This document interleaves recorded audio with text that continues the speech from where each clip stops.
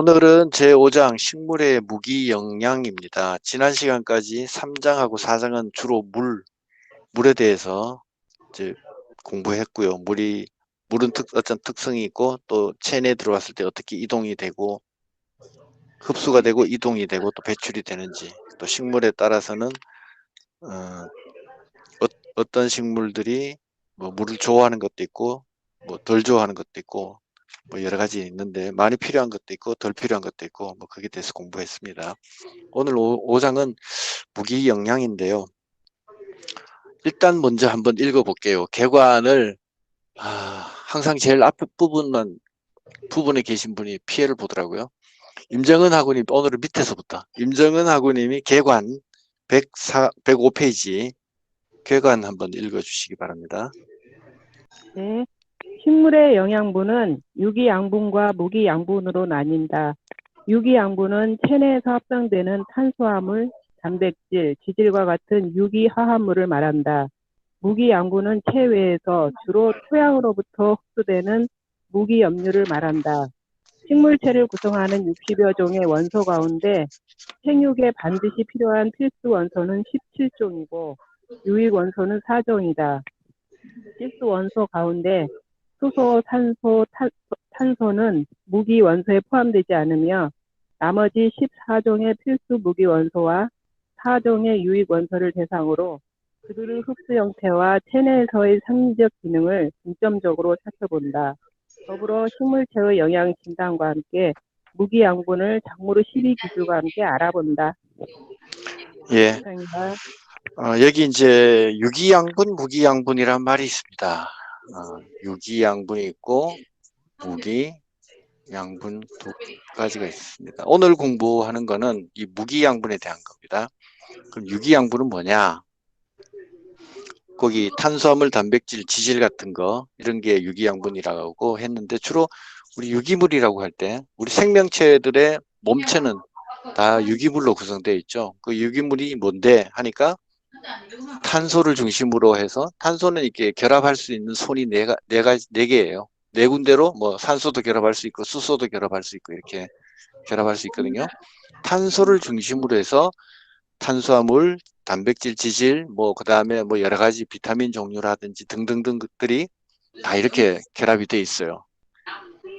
탄소는 옆에 여기 탄소 들어갈 수 있고, 또 옆에 탄소 들어갈 수 있고, 탄소 들어갈 수 있고, 이런 식으로 뭐 밑으로도 들어갈 수 있고, 탄소가 무한정 연결이 될 수 있습니다. 몇 개까지 연결되냐? 무한이에요.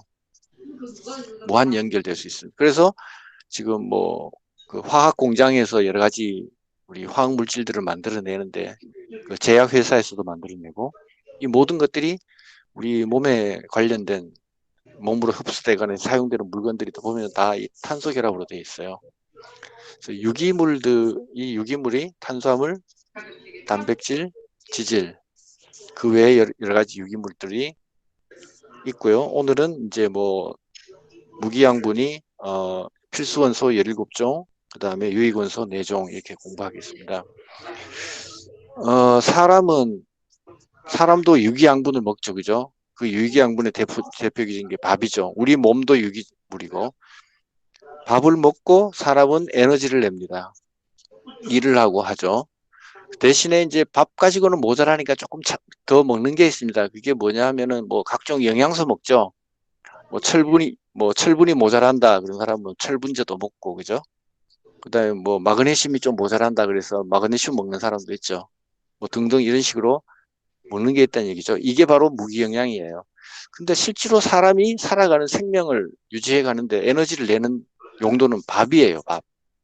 자동차도 마찬가지로 자동차의 주 영양은 기름이죠, 휘발유. 휘발유를 넣어야만이 자동차도 에너지를 발생시키고 움직일 수 있다는 얘기죠.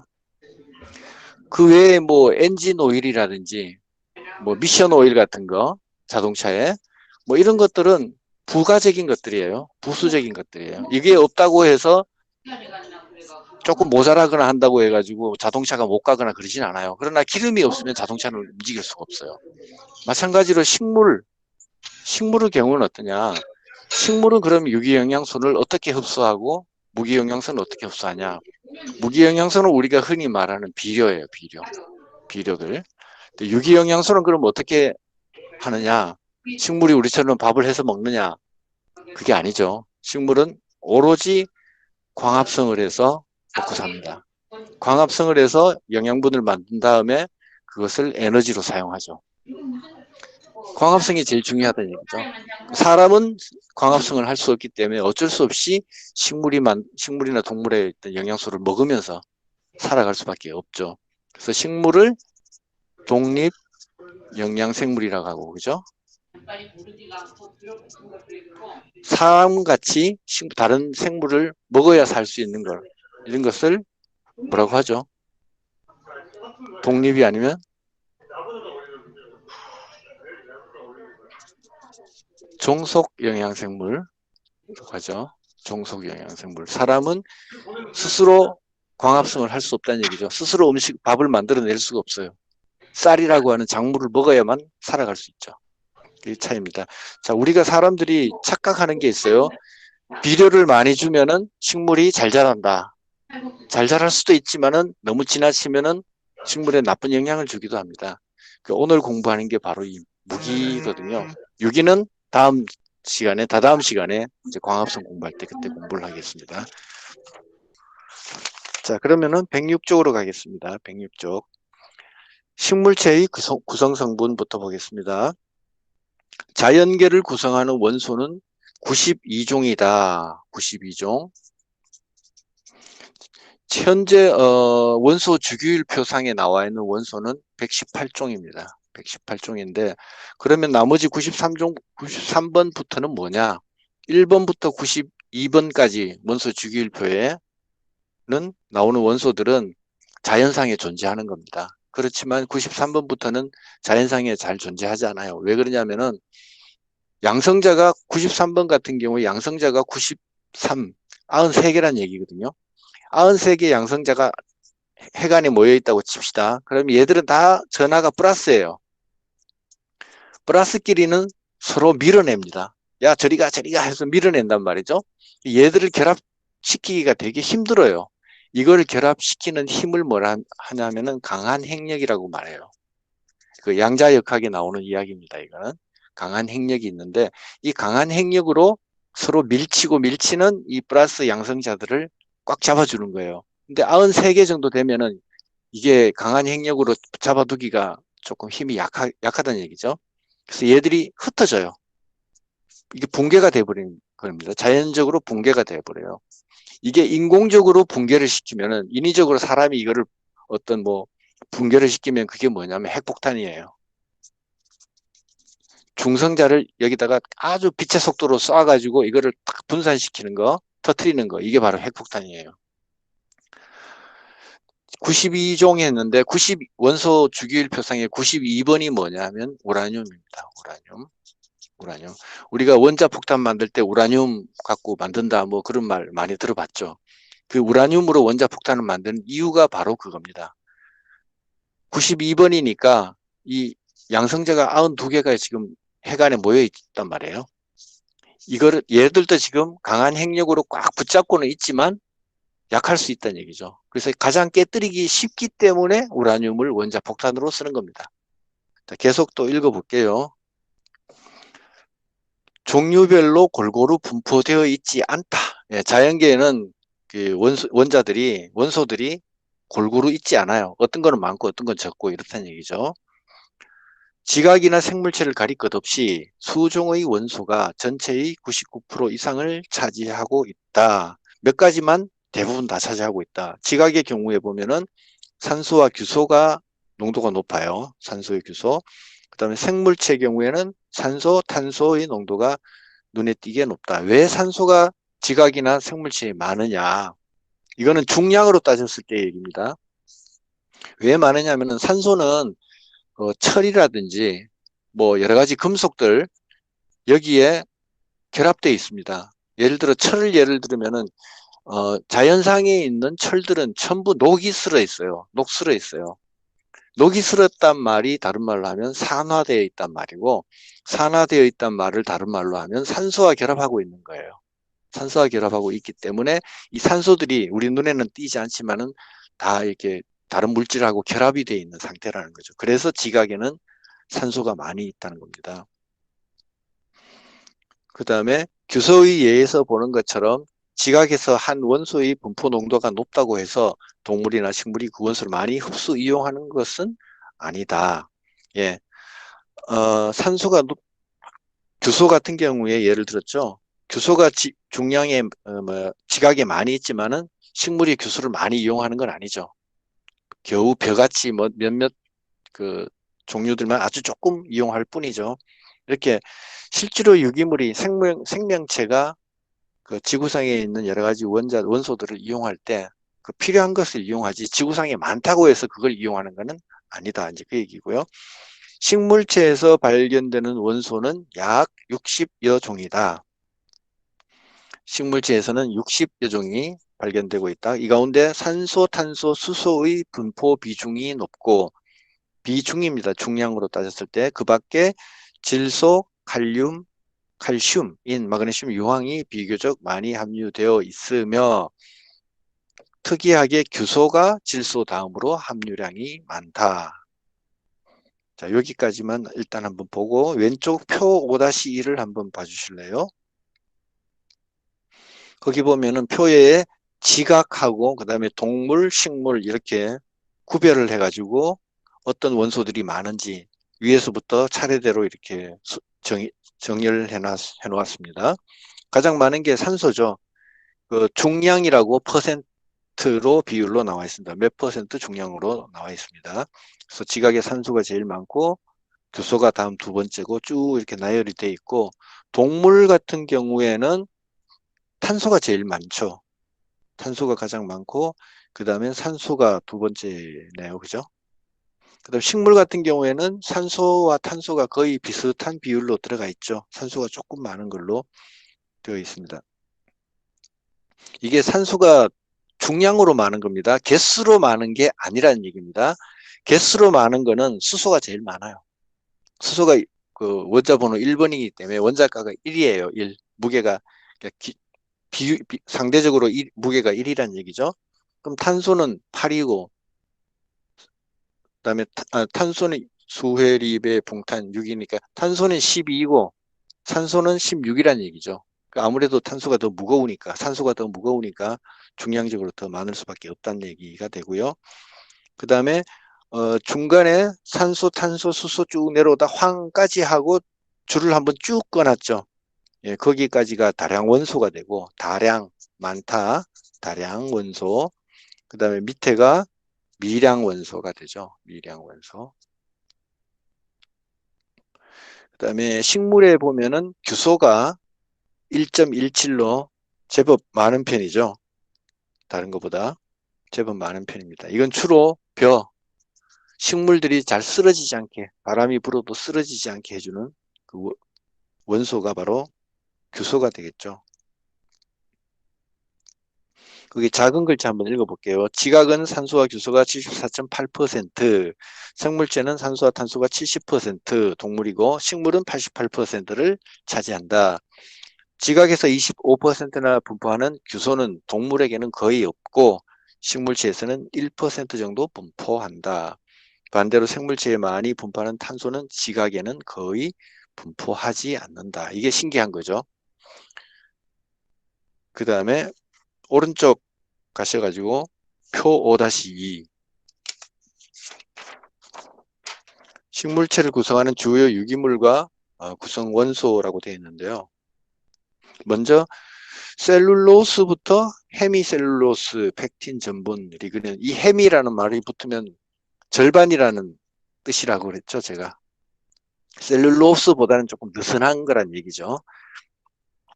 이것들은 다 주로 탄수화물에서 기반하는 것들입니다. 포도당에서부터 결합하고 단단하게 뭉쳐져 가지고 만들어진 것들이란 얘기죠. 그 다음에 유지방하고 유기산, 지방 성분도 CHO, 탄소, 수소, 산소 이렇게 구성이 되어 있다는 거죠.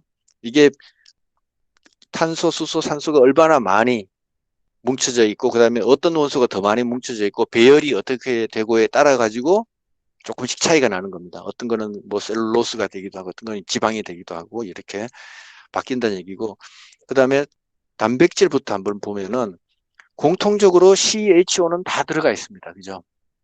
이게 유기물이에요. 유기물이니까 CHO가 다 들어가 있고, 단백질의 특징은 질소가 들어가 있다는 게 가장 큰 특징입니다. 질소. 그 다음에 황이 또 조금 들어가 있고요. 그 다음에 아미노산을 한번 보시면은 아미노산도 단백질하고 똑같죠? 그건 당연한 거예요. 아미노산이 여러 개 합쳐져 가지고 만들어진 게 단백질이에요. 우리가 고기를 먹으면 대부분 성분이 단백질입니다. 우리가 고기를 먹으면은 장으로 내려가서 소화가 됩니다. 소화될 때 어떻게 소화되냐? 단백질 덩어리째로 소화되냐? 아니에요. 단백질은 분자량이 엄청나게 분자가 큰 거예요. 고분자예요. 얘를 그냥 흡수하면 안 돼요. 단백질 중에는 사람의 몸에 직접 들어오면 해로운 단백질도 아주 많이 있어요. 우리 뭐 천년에도 여러 가지 독이 있죠. 독성분들. 이 독성분들이 대부분 단백질 성분들이에요. 지질 성분도 있지만 단백질이 많아요. 그냥 들어오면 안 되잖아요. 그래서 우리 장에서 아미노산으로 분해를 해요. 단백질을 아미노산으로 분해한 다음에 사람의 몸 안으로 흡수를 하는 겁니다. 이거 상식 한 가지. 사람이 이제 이렇게 있으면 입이 있고요. 그 다음에 입으로 해서 식도로 내려서 위가 있고, 그 다음에 창자가 있고, 그 다음 뒤에 항문이 있습니다. 있으면은 입으로 들어가서 식도로 해서 위를 거쳐서 장으로 내려가는 이 부분이 몸에 안일까요? 바뀔까요? 몸에 안일까요? 바뀔까요? 아니냐, 바뀌냐? 이제 대부분 사람들은 몸에 안이라고 생각합니다. 틀렸어요. 몸에 바뀌에요. 그게 왜 몸에 바뀌냐? 예를 들어서 종이가 있습니다. 안팎으로 다 종이가 바깥이죠. 근데 이 종이를 둘둘 말았어요. 이 말면은 이 안쪽은 밖이에요, 아니에요? 이 똑같이 밖이란 얘기죠. 그냥 모양만 안쪽으로 들어가 있는 모양일 뿐이지 실제로는 바깥이라는 얘기예요. 그래서 입으로 들어가서 항문으로 나오는 이 식도장은 다 몸의 밖이에요. 그럼 몸 안은 어디냐? 장에서 뭔가가 흡수돼 안으로 들어가죠. 이게 진짜 몸 안이에요. 여기는 몸 밖이에요. 그래서 위라든지 대장이나 이런 데서 소장이나 이런 데서 영양분을 흡수할 때 아미노산은 단백질은 분해를 해서 아미노산으로 흡수하고 그게 다시 결합을 해서 단백질을 만드는 겁니다. 다시. 이런 수고를 일부러 거쳐야 되는 거예요. 안 그러면 단백질 같은 경우에 독이 있기 때문에 사람이 먹으면 죽을 수도 있어요. 그래서 안 된다는 거고, 그 다음에 프리온이라든지 이런 거는 그 바이러스보다 더 작은 게 바이로이드보다 더 작은 게 프리온인데 얘는 그냥 단백질 덩어리예요. 이 단백질 덩어리가 병을 일으키죠. 이런 게 너무너무 많아요. 자연상에. 그래서 아미노산을 흡수하고 아미노산을 합친 것이 단백질이다. 그 다음에 뭐 참고로 우리 이 생물 1학년에 생물과학 책 있죠. 생물과학 책에 다 나오는 얘기입니다. 이게 제가 뭐 별도로 얘기하는 게 아니고 탄수화물은 단당으로, 그죠? 녹말이나 이런 것들을 우리가 먹으면 단당으로 흡수를 하죠. 단당으로 우리 몸에서 흡수하고 지방 같은 거, 지질 같은 경우에는 지방산으로 흡수하죠. 지방산이 모여서 여러 가지 지방 또 지질 덩어리를 만들죠. 그와 같이 그래서 단백질하고 아미노산은 결국은 성분은 같을 수밖에 없는 거예요. 그 다음에 핵산은 인이 붙어 있습니다. 그죠? CHON하고 인이 붙어 있죠. 핵산은 DNA하고 RNA를 합쳐서 핵산이라고 말하죠. 핵산. 핵에 있는 산성 물질이다. 그런 뜻입니다. 별 뜻이 아니고 핵산하면 세포의 핵에 있는 산성을 띠는 물질이다. 그래서 이 핵산이란 말은 옛날에 나온 옛날 표현이죠. 옛날 표현인데 그대로 쓰고 있는 겁니다. 그 다음에 엽록소는 CHON하고 마그네슘이 들어가 있어요. 그럼 마그네슘이 엽록소에 엄청 많이 들어있겠네? 그렇지는 않아요. 마그네슘이 엄청 많이 들어있지는 않고 겨우 몇 페이지를 한번 찾아보시냐 하면은 우리 교재 165페이지 165페이지 한번 펴보세요. 165페이지 보면 파란색 동그라미 있죠? 밑에 이제 핑크색으로 이렇게 사각형이 되어 있고 파란색 동그라미 정중앙에 보면은 마그네슘이 딱 한 개 들어가 있어요. 이게 뭐냐면 엽록소거든요. 이게 엽록소의 그림 그 분자 구조인데 중간에 마그네슘이 딱 한 개 들어가 있어요. 이 한 개가 옆으로 질소를 이렇게 묶어주고 있죠.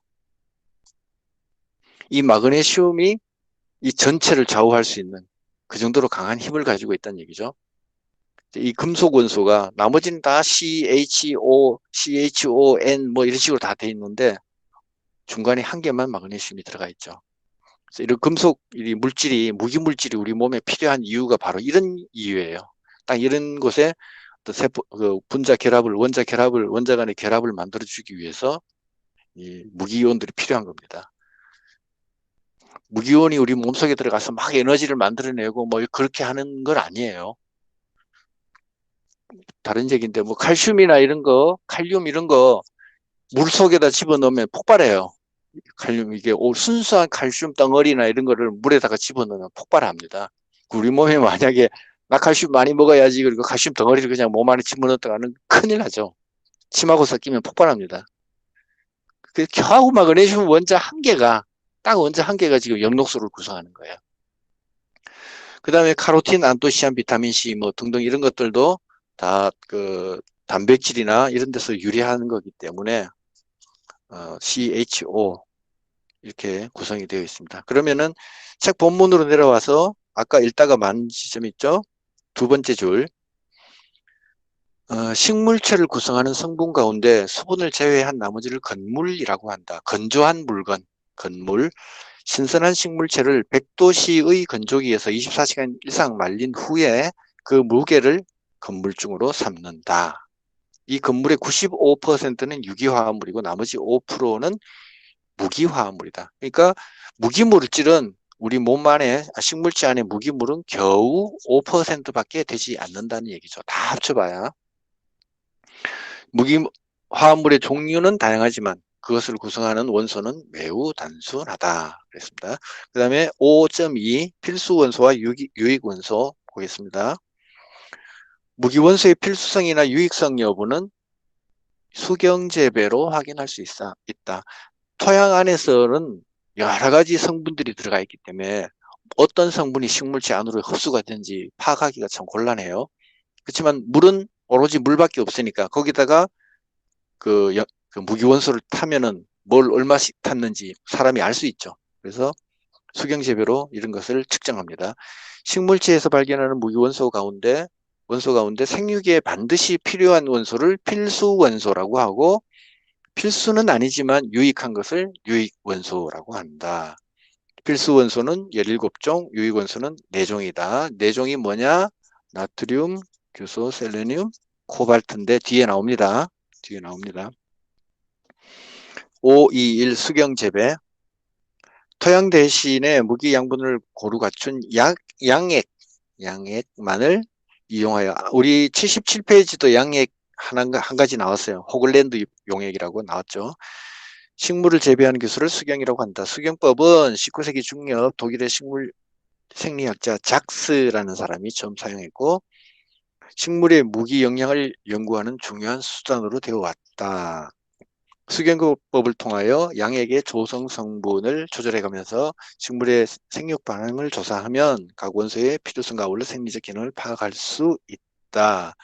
식물이 영양 생리 연구 수단으로 출발한 수경법은 오늘날 첨단 농업 기술로서 수경 재배와 식물 공장으로 발전하였다. 뭐 이거는 하는 얘기고 위에 그림 5-1에도 이제 양액 재배하는 모습이 나와 있죠. 식물 공장하고 이건 잘 아실 거고 필수 원소로 들어가겠습니다. 522 필수 원소.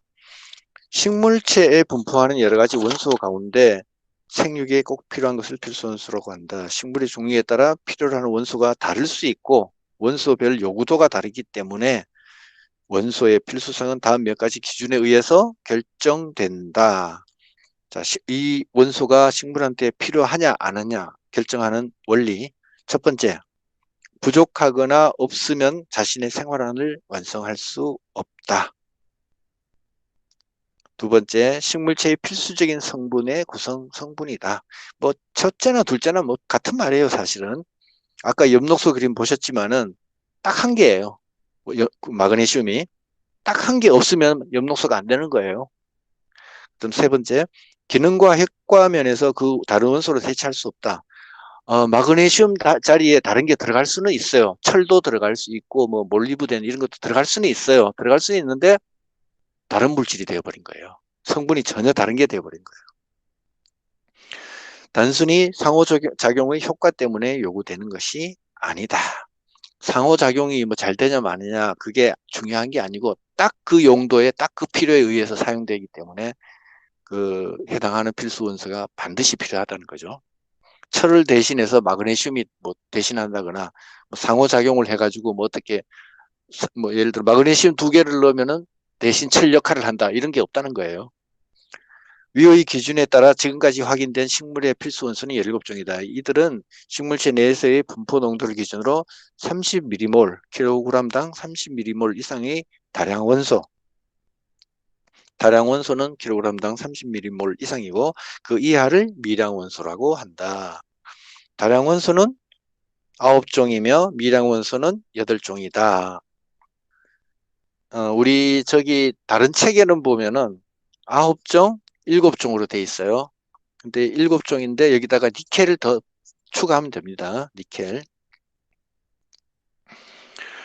이들 필수 원소의 종류별 식물체 내에서의 무게 구성 비율은 그림 5-2에서 보는 것과 같다. 위에 그림 5-2를 한번 보겠습니다. 보시면은 탄소, 수소, 산소가 96%를 차지하고 있고 나머지 기타가 4%입니다. 이 기타 4%를 다량 원소가 3.5% 차지하고 미량 원소가 0.5% 차지하는 거죠. 이렇게 비율은 작지만 얘들이 에너지를 만들어내는 것도 아니지만 우리가 대사 기능을 하는 데는 얘들이 없어서는 안 된다는 거죠. 표 5-3에 보시겠습니다. 5-3 보기 전에 본문부터 먼저 읽고 말씀드리죠. 110페이지 제일 위에 비광물성 원소인 CHO는 기공을 통해 들어오는 이산화탄소와 뿌리에서 흡수하는 물에서 얻으며, 자, 탄소는 공기 중에서 얻습니다. 이산화탄소 공기 중에서 얻는다는 얘기고, 그 다음에 물은 뿌리에서, H하고 O는 두 가지는 물에서 얻는다는 거죠. 그래서 물론 호흡을 할 때 세포 호흡을 할 때 산소는 공기 중에 얻기도 합니다. 그 다음에 뭐 그렇고요. 수소 같은 경우에는 어떤 수소하고 산소는 거기 광합성에서 명반응이 있죠.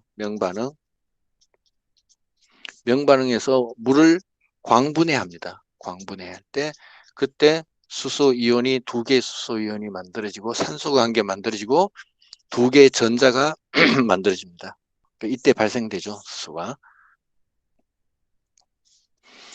나머지 광물성 원소들은 토양에서 물과 함께 흡수되는데 모든 원소는 표 5-3에서 보는 것 같이 흡수할 수 있는 형태로 존재해야만 식물이 흡수할 수 있다. 이용할 수 있다. 이 말은 뭐냐면은 질소 같은 경우에 공기 중에는 질소는 결합선이 3개예요. 3개. 그리고 옆에 있는 질소도 3개죠. 지구상이 아니라 만물에 존재하는 모든 원자들은 혼자 존재하지 않고 모두가 분자를 구성하고 살아요. 왜 분자를 구성하고 사는지에 대해서는 물을 얘기할 때 말씀 다 드렸습니다. 다만 18쪽 원소들 뭐 헬륨이라든지 아르곤이라든지 네온이라든지 이런 원소들은 자기 혼자 지낸다 그랬죠. 왜? 옥텟 규칙을 혼자서도 만족시키니까. 그죠? 나머지들은 옥텟 규칙을 만족시키지 못하기 때문에 다른 원자들하고 첫째는 이온화되거나 두 번째는 분자 결합을 해서 옥텟 규칙을 만족시킨다고 얘기를 드렸습니다. 그래서 질소 같은 경우에는 혼자 못 지내요. 결합선이 3개가 돼요. 외로워요. 외롭기 때문에 옆에 있는 질소랑 같이 만나서 분자를 이루는데 이 결합선 3개가 같이 붙어 있어요. 그러면은 1중, 2중, 3중이죠. 3중 결합을 하는 거예요. 3중 결합. 아주 단단하게 뭉쳐져 있어요. 얘를 3중 결합을 떼내기가 무지무지 힘들어요. 공유 결합을 3중으로 하고 있으니까. 산소 같은 경우에는 산소 2개가 만나면 산소는 팔이 2개예요. 결합할 수 있는 손이 2개예요. 2개로 이렇게 묶어져 있어요. 산소 역시도 공유 결합을 결합선을 2개나 갖고 있기 때문에 단단하게 결합되어 있어요. 그래서 떼기가 좀 어려운 편이에요. 근데 질소는 무지무지 어렵다는 얘기죠. 그렇다고 우리가 질소 분자를 N2를 그대로 식물이 흡수할 수 있느냐? 못한다는 얘기죠. 사람도 마찬가지예요. 내 몸이 철분이 부족해 해가지고 철을 싹싹 갉아서 먹으면 안 된다는 거죠. 몸에서 흡수할 수 없다는 거예요. 그 흡수할 수 있는 형태를 만들었을 때 비로소 사람이나 식물이나 흡수할 수 있다는 겁니다. 그게 이따가 볼 거고요. 그리고 필수 원소는 체내에서의 이동성으로 성을 기준으로 분류되기도 하는데 비이동 원소가 카스 철분구, 카스 철분구. 저는 이렇게 외워요. 그냥 간단하게 카스 철분구. 칼슘, 황, 철, 붕산, 붕소, 그다음에 구리 이렇게 되죠. 앞에 표 5-3으로 넘어갑시다. 앞 페이지로. 거기 보면은 다량 원소, 미량 원소가 있습니다. 이거 식물의 필수 원소 제가 밴드에 올려드렸는데 다 암기하셨어요? 농학과 다니는데 다량 원소, 미량 원소 암기 못하고 있다. 그러면은 구구단 못 외우는 거, 구구단 못 외우는 거라 비슷한 겁니다. 네. 너 구구단 다 외우니? 못 외워. 그러면은 뭐 너네 아빠 누구시니? 이렇게 되죠, 그지? 네. 그래서 이 다량원소, 미량원소는 꼭 외우셔야 됩니다. 꼭 네. 외우시고. 자, 수소부터 보겠습니다. 수소는 물에서 흡수합니다. 그래서 뭐 별 어려운 게 없죠. 아까 명반응에서 물을 광분해할 때 수소를 흡수한다고 말씀드렸고요. 그 다음에 탄소는 CO2 형태로, 공기의 CO2 형태로, 이거는 언제 안 반응해서 켈빈 회로가 이루어질 때, 그때 안 반응해서 흡수를 하고요. 그다음에 산소는 공기 중에서 O2 형태로, 이거는 호흡할 때. 그다음에 H2O는 마찬가지로 아까 광합성에서 명반응 때, 물을 광분해할 때 그때 흡수를 할 수 있습니다. 그다음에 질소는 NO3, 질산염이죠. 질산염. 질산염 또는 뭐 질산이온, 뭐 질산태, 질소, 뭐 여러 가지 같은 말이에요. 쓰이기도 하고, 그다음에 NH4는 암모늄염이죠. 암모늄염. 이거 뒤에 또 나오니까 그때 가서 말씀을 드릴게요. 이 부르는 이름에 대해서는. 질소는 아까 이게 원래 팔이 3개라고 말씀을 드렸잖아요. 그래서 1개, 2개, 3개 이렇게 붙어 있어요. 붙어 있는데 지금 1개가 아직 안 붙어 있죠. NH4니까. 얘는 질소가 원래 가지고 있는 그 전자들이, 나머지 전자들이 있습니다. 여기에 가서 붙어요. 마치 공유결합인 척 하면서 붙어요. 그래서 얘들은 지금 팔은 다 공유결합이에요. 근데 이게 수소랑 질소랑 전자를 공유하고 있죠. 공유하고 있는 겁니다. 그래서 이거를 공유전자쌍이라고 그래요. 공유전자쌍. 얘도 공유전자쌍, 공유전자쌍. 질소와 수소, 질소와 수소 간에 서로 전자를 공유하고 있기 때문에. 근데 여기 있는 공유가 안 된 부분에 전자들이 있어요. 얘들을 가지고 다른 말로 비공유전자쌍이라고 말합니다. 근데 수소가 마치 얘들하고 공유하고 있는 것처럼 가서 슬그머니 가서 붙어 있어요. 이렇게 마치 공유 결합인 척 하면서 비공유 결합에 슬쩍 갖다 붙어 있는 이런 결합을 뭐라고 하느냐? 배위 결합이라고 해요. 배위 결합. 배위 결합. 그래서 질소, 암모늄염은 배기결합을 통해 만들어져 있고 이런 형태로 식물이 흡수를 한다. 근데 암모늄염은 NH4는 이 배기결합을 하고 있는 이 분자는 사람 몸에 들어오면 위험해요. 식물체 몸에 들어오면 위험해요. 왜냐하면 독성을 나타내요. 우리가 암모니아 가스, 아우 암모니아 냄새 그러잖아요. 독성을 가지고 있어요. 그래서 빨리 NH3로 분해가 됩니다. 신속하게 분해해서 사용을 합니다. 그 다음에 칼륨은 이온 상태고요. 칼륨은 일족 원소죠. 일족 원소이기 때문에 전자 한 개가 남아 돌죠. 옥텟 규칙에서. 그러니까 얘를 버리고 싶어하는 애죠. 그래서 이제 양이온, 일가 양이온이 되는 거죠. 그 다음에 칼슘 같은 경우에는 2 플러스죠. 칼슘 2 플러스, 2가 양이온이죠. 얘는 이족 원소죠. 이족 원소. 자, 원소 주기율표 공부 열심히 하신 분은 이게 무슨 말인지 그냥 보기만 해도 바로 이해하실 거고, 안 하신 분은 나는 역시 돌이야 이렇게 또 자학하실 텐데 그러지 마시고 한번 보시면 돼요. 그 다음에 마그네슘도 이가양 이온이고요. 그 다음에 이는 H2PO4- 형태, 톡은 HPO4- 형태 이렇게 되죠. 근데 보시면은 HPO4 E- 이렇게 돼 있죠. 여기다가 수소 이온을 하나 더 하게 되면은 어떤 일이 벌어지느냐? H 두 개가 되죠. H 두 개가 되고, 그 다음에 PO4는 그대로 올 거고요. 전자가 바뀝니다. 그죠? 여기 2 플러스에서 1 더하기니까 그냥 1 마이너스로 바뀌겠죠. 그죠? 전자가 하나 부족하고 얘는 두 개가 남고, 그러니까 한 개를 줘버리면은 마이너스 한 개가 남는 형태로 돼요. 그래서 왼쪽에 보시면은 이 형태로도 흡수하고 이 형태로도 흡수한다. 그렇게 나와 있죠. 그 다음에 황은 SO4, 황산 형태로 이가 음이온 형태로 흡수를 합니다. 나머지 뭐 염철붕, 망, 아, 구, 니, 몰 이렇게 다 있는데 니켈만 하나 더 추가해서 하시면 돼요. 철망에 아구떼가 몰려와 붕괴되었다. 염소나 키우셔. 니나 잘해. 뭐 이렇게 하든지. 뭐 그거는 외우기 나름이죠. 그죠? 그렇게 그다음에 염소하고부터는 또 흡수 형태를 보시면은 다 이온 형태로 받아들이는 걸 볼 수 있어요. 어떤 거 하나도 원자의 그 원자 그대로 받아들이는 경우가 하나도 없어요. 다 이온 형태거나 아니면 분자 형태로 받아들이죠. 그죠? 그건 지구상의 모든 물질들이 다 그렇게 순수하게 뭐 염소라든지 이런 것도 이온 상태로 순수한 원자 상태로 있는 게 없기 때문에 그래요. 그 다음에 옆에 보시면은 원자량이라는 말이 나와 있죠. 원자량.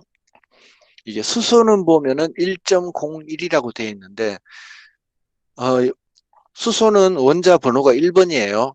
그다음에 헬륨은 2번이고 그죠? 수해, 리베, 붕탄질 이렇게 쭉 가는데 이게 원자량이 1번이기 때문에 원자량이 1인 겁니다. 근데 그 뒤에 01은 뭐냐? 지구상에 있는 수소 가운데 지구상이 아니라 이 우주에 있는 수소 가운데는 양성자 한 개와 중성자 한 개로 이루어져 있는 수소도 있어요. 이걸 중수소라 그러죠. 그 다음에 양성자 한 개에 중성자가 두 개가 들어가 있고 전자가 밖에 도는 수소도 있어요. 이것도 다 같은 수소예요. 이거를 삼중수소라 그러죠. 이렇게 수소 이외에 중수소, 삼중수소를 합쳐서 다른 말로 동위원소라고 그러죠. 동위원소. 수소랑 같은 급의 원소다 이런 뜻이에요. 동위원소. 수소만 이런 동위원소가 있냐? 아니에요. 다른 원소들도 다 동위원소가 있어요. 동위원소가 있고 그래서 이 중수소와 삼중수소의 비율을 이 수소랑 다 합쳤을 때 우주에 있는 모든 수소를 비중을 다 합쳤을 때 원자량이 1.01 된다 이 얘기예요. 평균으로 따졌을 때 평균 1.01이 되는 겁니다. 그럼 우주에 있는 수소량을 어떻게 다 측정을 했을까요? 그 과학자들이 측정하는 방법이 있겠죠. 그걸 설명하려면 좀 길고 저도 대충 알고 있는데 어떤 표본을 정해가지고 그걸 해서 평균해서 우주의 넓이만큼 구하는 거예요. 그 다음에 탄소 같은 경우에는 12.01로 돼 있죠. 탄소도 마찬가지예요. 수회립의 붕탄 6번이잖아요. 양성자 6개, 중성자 6개 돼 있으니까 원자량이 12예요. 근데 탄소도 마찬가지로 원자량이 14짜리가 있어요. 그 중성자가 2개 더 있다는 얘기예요. 그 양성자 6개, 중성자 8개로 된 게 있다는 얘기죠. 탄소 중에 그런 동위원소가 있어요. 이 탄소 동위원소를 가지고 아까 제가 저기 붕괴한다 그랬죠. 원자가 붕괴한다 그랬잖아요. 이 동위원소 2개 남아있는 2개가 점점 줄어들어요. 얘도 이제 탈출을 하면서 7개 한 개로 줄고 나중에 6개로 바뀌어요. 어떤 물질 속에 예를 들어 뭐 이렇게 그 구석기 시대 때 항아리를 발견했다고 칩시다. 항아리를 발견했는데 이 항아리 안에 있는 표본을 딱 떼가지고 여기에 탄소가 동위원소의 양이 순수한 탄소도 있을 것이고 순수한 6번 12, 원자가 12가 되는 탄소도 있을 것이고 14가 되는 탄소도 있을 것이에요. 이 탄소 동위원소 탄소가 이 붕괴되는 기간이 반감이 되는 기간이 30만 년이란가 그래요. 제가 정확하게 30만 년 맞을 거예요. 그러면은 이 붕괴되어 있는 탄소 14의 양이 얼마나 되는가를 측정해 가지고 이 항아리의 연도를 알 수 있어요. 이게 몇 년 된 항아리라는 거를. 이게 한 1000년, 10,000년 됐구나, 뭐 2만 년 됐구나 이런 걸 측정을 할 수 있다는 거죠.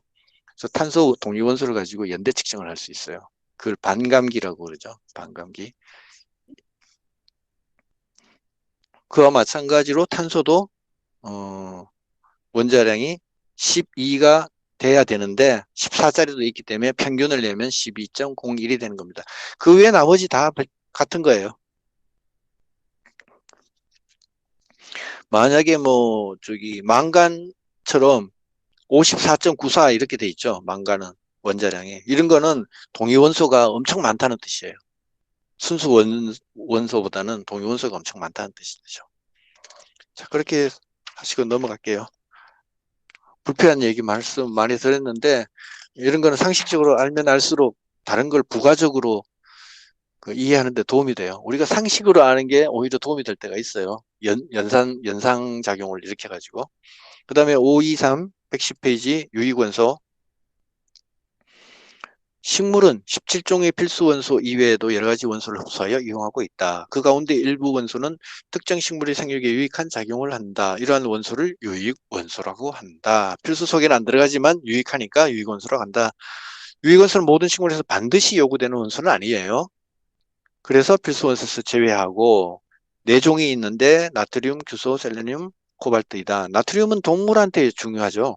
그다음에 규소는 아까 벽화식물이라 그랬고 밑에 나옵니다. 벽화식물은 규소를 흡수하여 잎의 기계적 지지나 내병충성을 강화한다.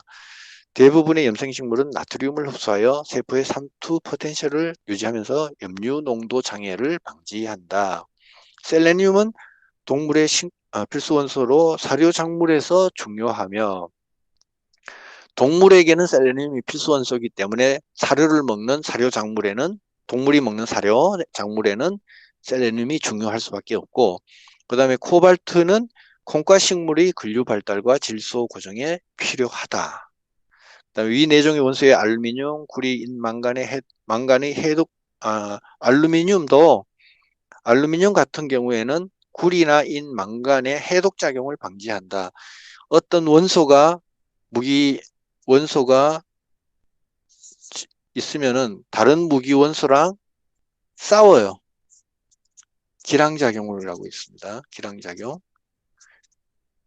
다른 거를 서로 견제합니다. 서로 그래서 지나치게 많이 들어오는 것을 방해를 해요. 못하게 해요. 이걸 기량작용이라 하죠.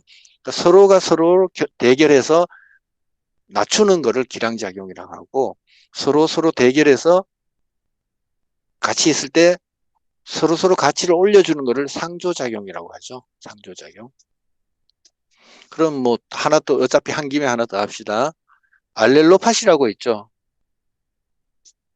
알렐로파시 그죠?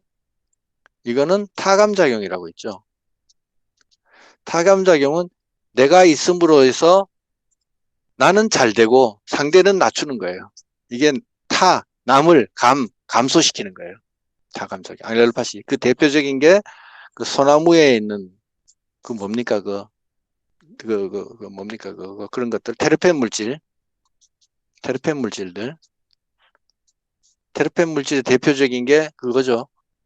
갑자기 또 생각이 안 나네. 어디 적어놨을 텐데. 피톤치드요. 예, 피톤치드예요. 예. 피톤치드 같은 게 다 타감작용 일으키는 것들이죠. 소나무 밑에 가면은 풀이 별로 안 자라죠, 그죠? 이게 다 알렐로파시 작용이죠. 그 다음에 O3 그 알루미늄이 바로 구리인 망간에 대해서 기량을 작용을 한다 이 얘기죠. 그 다음에 5.3 원소별 생리적 기능. 이제 원소별로 어떤 각각의 기능이 있는지 그걸 한번 살펴보겠습니다. 잠깐 쉬고 할까요? 질소를 하나 끝내고 쉴까요? 네, 질소를 하나 끝내고 쉽시다. 시작한 지가 얼마 안 됐으니까. 비광물성 원소인 CHO, 탄소, 수소, 산소는 광합성과 호흡작용이 이용되고 유기화합물이 기본적인 구성 성분이다. 나머지 광물성 원소들도 종류별로 독특한 생리적 기능을 가진다. 일부는 동화되어 중요한 유기물질을 만들고 일부는 복합체를 형성하여 다양한 생리 현상을 지배한다. 먼저 질소부터 보면은 필수 다량 원소의 첫 번째가 질소입니다. NO3. 질소는 NO3-나 NH4 플러스 형태로 흡수된다. 이걸 가지고 질산염이라고 하고요. 염이란 말은 이제 아시죠? 염류 또는 질산이온 또는 질산태 질소라고도 합니다. 같은 말이에요.